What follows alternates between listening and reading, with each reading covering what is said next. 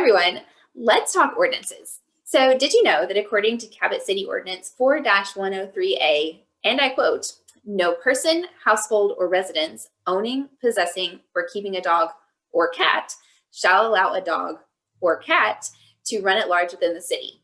This means that your furry friends are not allowed outside unless they are on a leash, a tether, or in an inescapable enclosure. So for all of you cat owners who just had a brief panic attack because your cat definitely likes to go outside, don't worry. I have a couple of options for you. The first one, and this one sounds a little bit silly, but some cats really enjoy it, is to leash train your cat. So some cats actually love it so much that their owners feel comfortable enough taking them out on adventures. So they can go hiking or kayaking, which I think is really cool.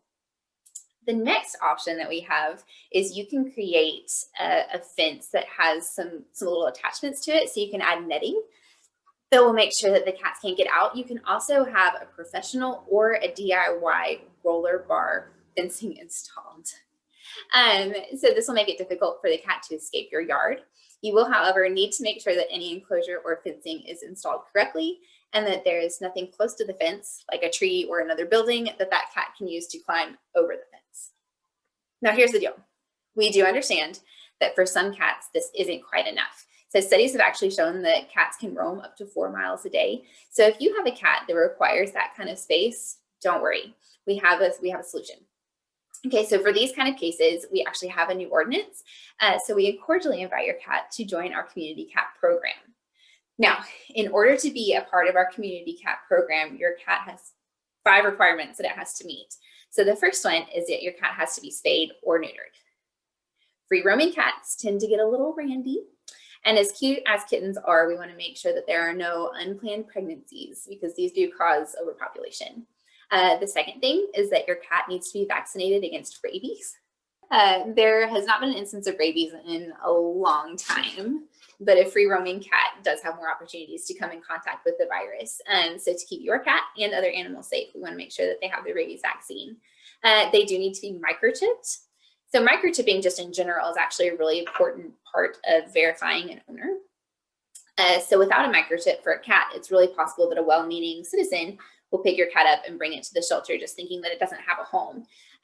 So if it doesn't have a microchip, we'll say, okay, it's adoptable and adopt it out. But if it has a microchip with your contact information, we can get in touch with you and say, hey, we have your cat at the shelter, please come pick them up. Now microchipping is really quick, it doesn't take very long, and it can be done at any vet, or you can even have it done at the shelter. So if you're interested in having it done at the shelter, it does cost $25, and you just need to call the shelter and make an appointment.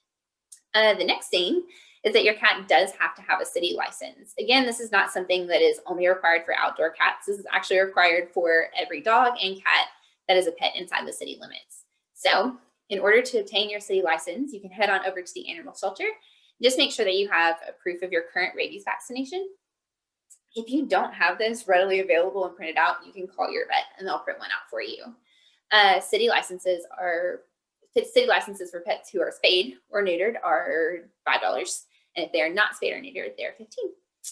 And lastly, your cat does need to be ear tipped. So ear tipping is a really quick way for community members to know to leave a cat alone, that it has a place to go, it has a family, it has a home.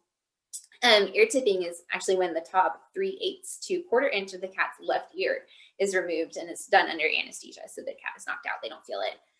Oftentimes it's actually coupled with a spay or neuter surgery. So they just do both of those 2 things at the same time.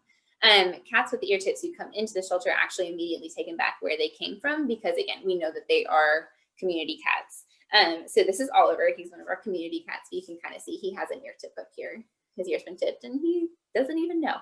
So if you have any questions about this ordinance or any others, please feel free to give us a call here at 501-843-2021, or you can email us at cass@cabotar.gov.